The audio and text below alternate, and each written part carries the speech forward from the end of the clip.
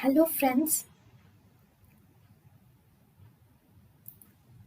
Welcome to Creative Medicine. In this lecture, we will learn about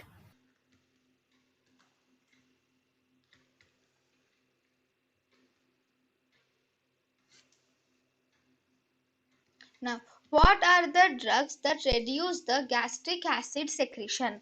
The drugs which reduce the gastric acid secretion are drugs like proton pump inhibitors are actually the drug of choice for gastric ulcers, and they decrease the gastric acid secretion for prolonged period. Other drugs like histamine 2 receptor antagonists, muscarinic M3 receptor antagonists, prostaglandin even receptor agonists like misoprostol and somatostatin are the drugs which reduce the gastric acid secretion.